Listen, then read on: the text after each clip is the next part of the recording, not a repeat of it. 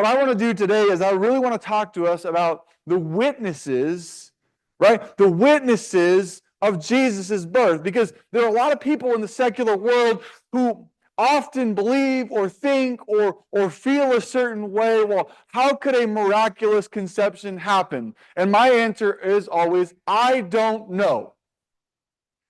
I don't know. Okay? God did something there that I can't wrap my mind around. And I know also that in reality, it's not the point of the story.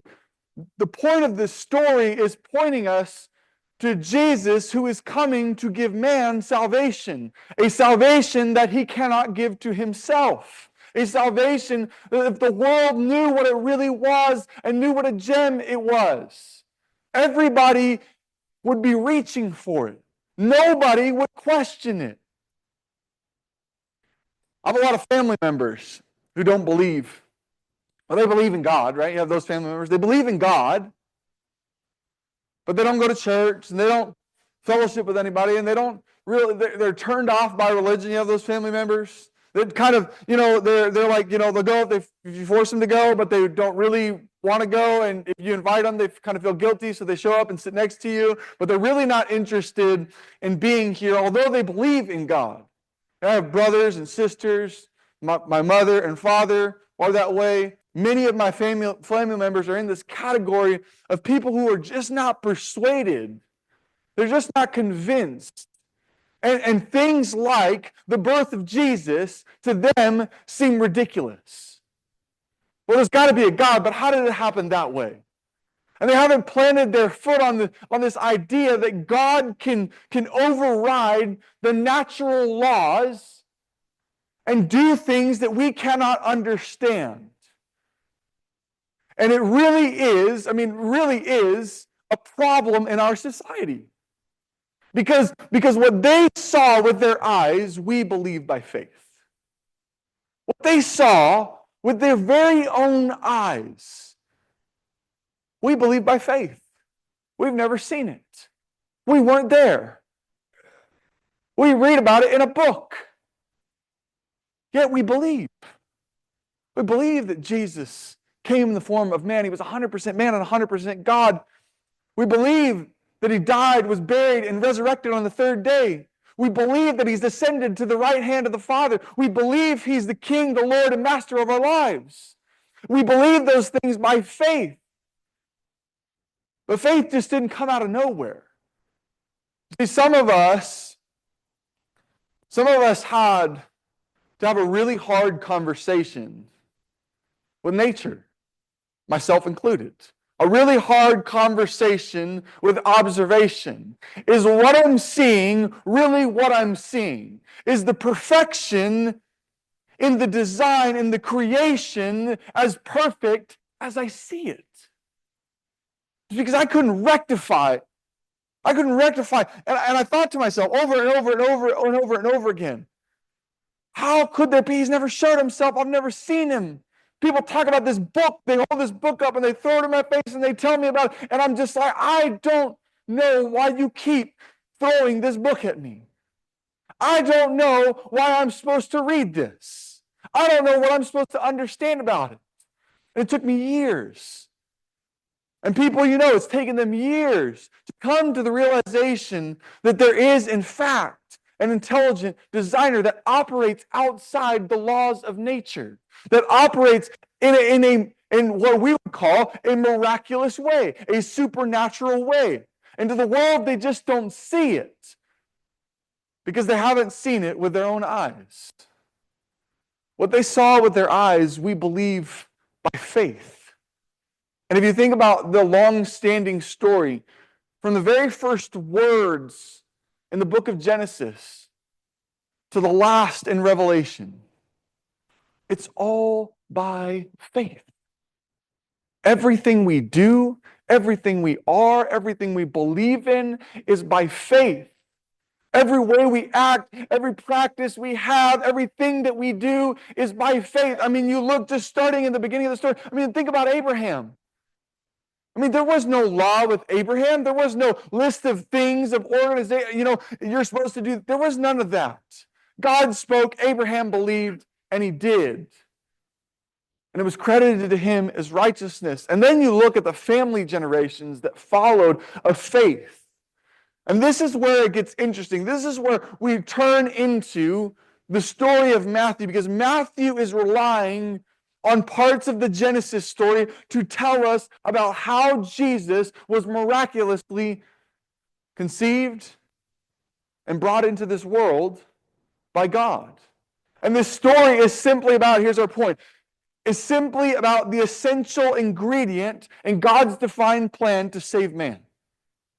It's about the essential ingredient. The storyline threads faith. When you read the narratives, when you read the books of Paul, when you read every story within the book, it's about faith.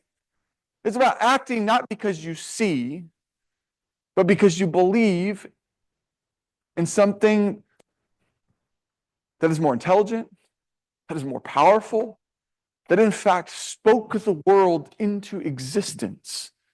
That is not something humanity does. We don't speak things into existence. But the creator of the universe does. The creator of the universe is a God who is in the mess with us. The creator of the universe is amongst us. This is about the essential ingredient, the faith that we hold. When we talk about the magi, when we talk about Matthew chapter 2, when we go back and look at the Genesis story and we follow the thread from chapter 47 to chapter 50, when we follow it through the story of Exodus after 400 years in an Egyptian captivity, in Egyptian slavery, in Egyptian world. When we follow it through the Exodus, the millions of people that left Egypt, crossed the Red Sea, walked to the other side, and spent 40 years in a wilderness that should have taken them 40 days to cross. To the time of Joshua, when he conquered the land of Canaan, and the judges and the kings and the prophets, it was all by faith. The law was in existence. Everything that they did, everything that they believed, every way that they acted was all in faith. It was in response to a powerful creator they knew could do something better than they could ever do it. When we get into Matthew, here's what we find. We find a miraculous conception through a young woman who's betrothed to a man who's considered just. And when he finds out that she's pregnant, not by him, but by the Holy Spirit, he's troubled. And God tells him in a dream, do not be afraid to take Mary as your wife. And he does it. She conceives, has the baby. And here's where we land in Matthew chapter 2. Now, after Jesus was born in Bethlehem, how do we get to Bethlehem in the first place? Well, this is the city of David. The coming king was prophesied to be from the line of David, and also he talks about that in chapter 1, the first 17 verses, the list of all the names that nobody knows how they're connected and why we should read it, why it's important. That's how he's showing the line. Here's where Jesus came through. Here's the thread that you need to follow to understand that this God that you believe in, Yahweh, that you've worshiped your entire life, is the same God that created the first man, that appointed David king, and that brought Jesus to the presence of the earth. Now, he was born in Bethlehem of Judea, and in the days of Herod the king. Herod, not a king, at least not by Roman government standards. He was a king that was reliant upon the Roman government. He was a petty king. But the reason that they put him in place in Jerusalem was because the Jews really didn't trust the Romans. And so they thought, if we get a Jewish man who's loyal to the Roman government and we put him in place, then maybe the Jews will do what we say they're going to do. They're having a lot of problems. But Herod reigns from 37 BC to about 4 BC when he dies. And then a Roman procurator comes in and rules Jerusalem from that point. That's why we see Pontius Pilate at the end of the Gospel of Matthew. He is in charge of Jerusalem. He's the one making the decisions. His son, Herod Antipas, was the ruler of Galilee and a region called Perea, which was to the east of the Dead Sea. And he had a castle that his dad built there. It was this big castle where John the Baptist was imprisoned, on the top of this mountain that you had to walk all the way to the top to. And he was also called a tetrarch, a petty king. Not a king by Roman standard, because in reality, the emperor had made it illegal for an individual to call himself king. It would have meant that they had autonomy, which the Roman government did not like. So you have Herod, who's the king of Jerusalem. He thinks he rules everything. He says, magi from the east. Magi from the east? We're talking about southwest of the Caspian Sea, Baghdad, Iraq, Babylon, the area, the region below the Caspian Sea. I mean, we're talking about people that would have traveled 4 to 6 months, following a star in the sky they believed by faith was the star that was pointing to the Messiah. And we don't know what it looks like. We don't know where it came from. We don't know the design of that. You couldn't, as much as I read, I couldn't find about what it looked like, what it was, and if there was any, the only things that I could find were in Genesis 49 when Jacob blesses his sons. And there's a whole section there where he takes each 12 of his sons, and he blesses them. And one of them, he says, a star will come. Right? And then in Numbers 24:17 is another prophecy. This is where Matthew's basing his whole argument. It comes all the way from the book of Genesis, all the way from the beginning of time. God has set this plan in place. Here's the magi from the east, watching and observing the skies, observing nature, looking at the things as they are, believing that at one point the Messiah was going to make himself known, that God was going to do what he promised, that God was going to deliver his people, that he was going to set them free from all their troubles by bringing a king that was made in the likeness of David, a ruler, a military commander. It's the misconception we see with the disciples all throughout the Gospels. Their idea of a Messiah was not the intention God had for the Messiah. So here he is.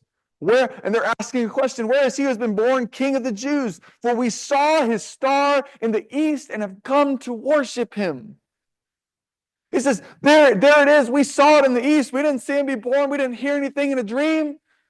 We didn't get anything miraculous. We saw something in the sky that God left for us, and we're following it. We're traveling 4 to 6 months. With what you're going to find out is a mass amount of valuable things.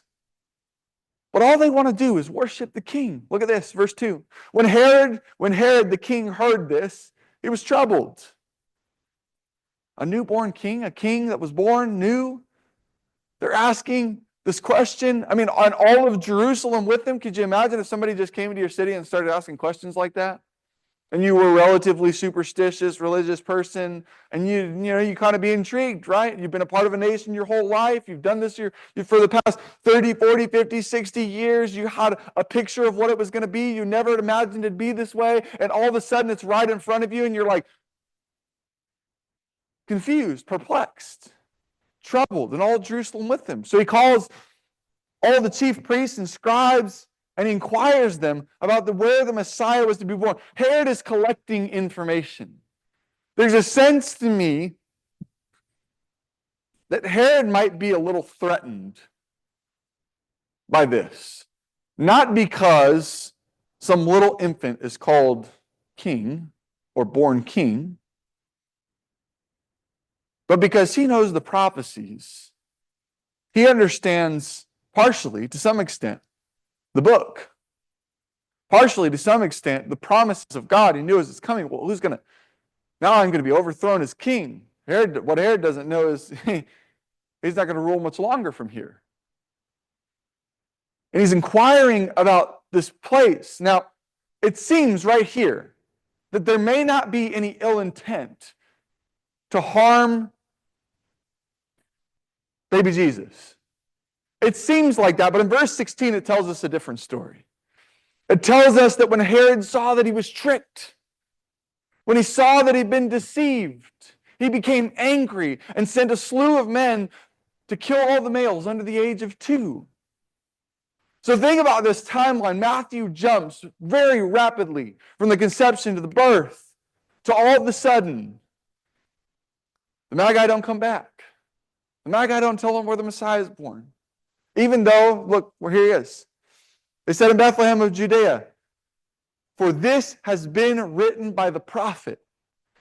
And you, Bethlehem, land of Judah, here's an Old Testament passage, are by no means least of the leaders of Judah. Judah was the son of Jacob, right?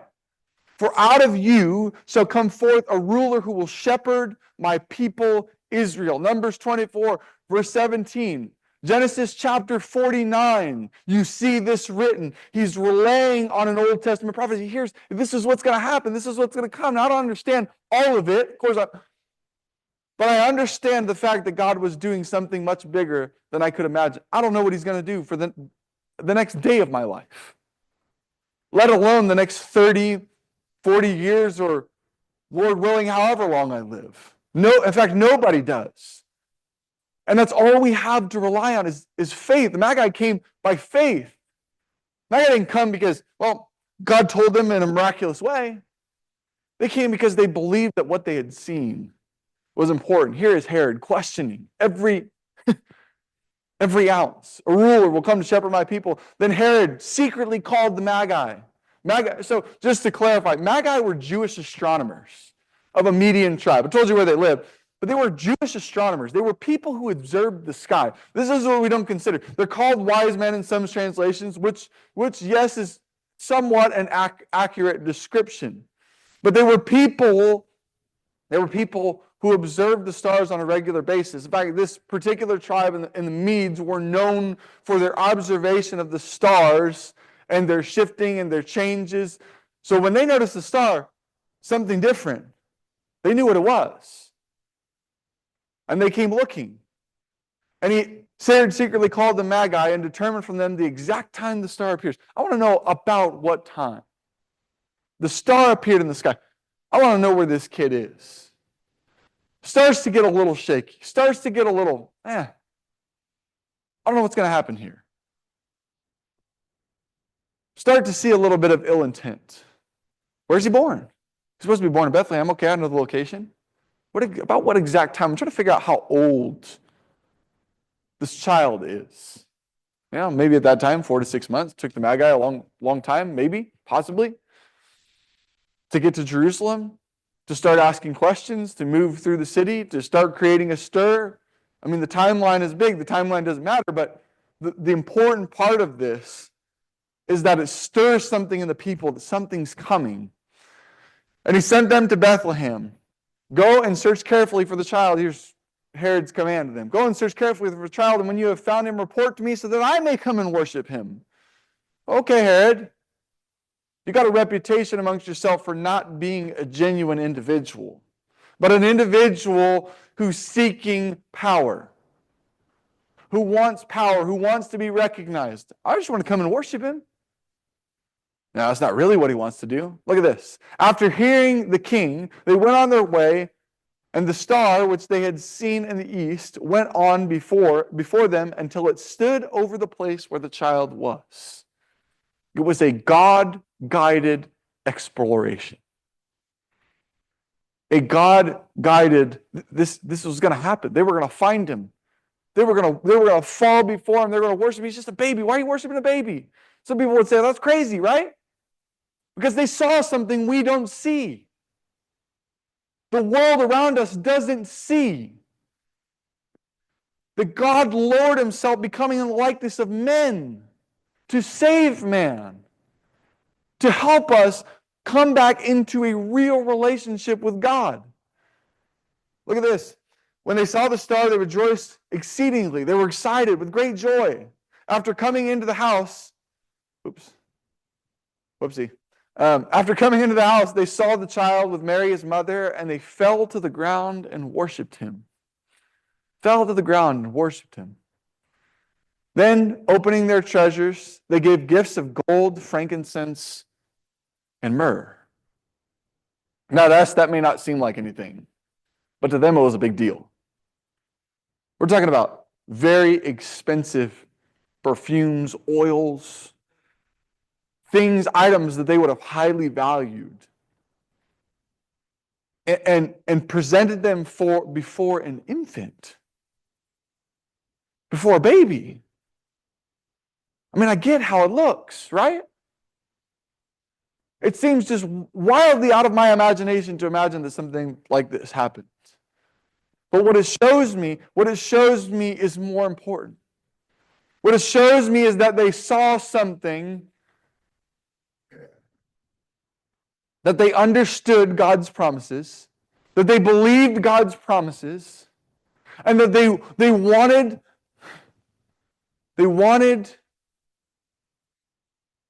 Jesus, the Messiah, to do what he had come to do. Here's the last part. After being warned in a dream, right? This is a common thread you'll see through chapters 1 through 3. Warned in a dream, warned in a dream. Dreams. God is speaking to these individuals through dreams. Not to return to Herod, the magi left away in their own country. So you're probably wondering, like I was for the last week, what in the world is the application for a text like this? Because in reality, when you think about it, yeah, it's about believing, in something bigger. It's about having faith. Yes, that's important, and that's there, and that's a lesson for us. But I think for us, and I think this is the takeaway, it's more of an invitation. It's more of an invitation for us to come and see the King. It's an invitation for us to draw back from the daily discipleship challenges, to appreciate what God had done in this world, to look down on, to look at this miraculous event that sparked into a movement that became a story of redemption for humanity. It's an invitation for believers, for unbelievers, for sinners, for skeptics. It's not just a story that is for Christians, for people who already believe. It's an opportunity for these groups of people. It's an invitation for them to have faith, to see the story, even when they don't. I mean, I'll tell you this, I had about a 3-hour conversation with my little brother. Okay? And when I first became a Christian, I mean, he went the exact opposite way. Full-blown atheist. It wasn't even a question. He was going to do whatever was in opposition to me because I was, zealous and a little bit dumb at that period of time, and I would tell anybody anything for any reason. Everybody had to hear this and everybody had to say this. I had absolutely no tact whatsoever. I was just trying to, you got to hear this, you got to see this, you got to believe these things, you got to become a part of this thing, this movement. And so, my little brother being my little brother, complete opposite. And over the past, 8 or 10 years, I've slowly worked him. I've been really patient because I realize that like him, like me, like myself, I can't force him to believe anything. I can't tell him that he has to believe something. But what continues the conversation for me is the love that I have for him and for the rest of my family. My oldest brother came out of left field. He's now going to church every Sunday, believes in Jesus, reads his Bible every day. And to me, that's not a me thing. That wasn't something that I did. That wasn't something that I didn't have any part in. In fact, I would say at times I've been worse, a bad example more than I've been a good example. Yet somehow God worked through that. And my little brother's come a long way to the point now he's kind of interested in Jesus. I want to know who Jesus is. I'm kind of curious about who this character is. It doesn't seem so crazy to me anymore. And so as I was thinking about this sermon, I thought, what a better application for us than an invitation to slow down and to take a closer look, to be a little more introspective, to be a little more self-reflective, to have more gratitude for what God has done for us and for the world around us, and allow our gratitude to change our attitude so we can love better, so we can love our neighbors and our brothers and our sisters and Jesus. And really, it's an invitation to rekindle our faith and hope in God's unwavering promises. It's an invitation to rekindle. Because we don't sit back and look at this story. Well, I mean, we'll look at it once a year, maybe. Maybe when you're reading the Gospel of Matthew, I don't know, you have a 365-day reading plan. Do you really give any thought to this passage? To the faith of the magi? To their actions, to the part they play in the story? It's an invitation to rekindle our faith and hope in God's unwavering promises. And it's an invitation to come and see the King for who he truly is. In a moment, we'll stand and sing a song. But what I want to encourage you to do today, and over your next week when you're going out and visiting family, and maybe you're an individual who likes to give during this time of year or serve in different places. I don't know everything about everybody, but each person has their own Christmas traditions that they participate in. I want to challenge us to have these conversations. I want to challenge you this week to read the miraculous conception story, consider it, and begin a conversation with people who may not believe. Begin a conversation with people you know believe. Share this gratitude, this love that Jesus had for the world, that he showed through his death, burial, and resurrection. If you have a need of any kind, you can come forward as we stand and sing.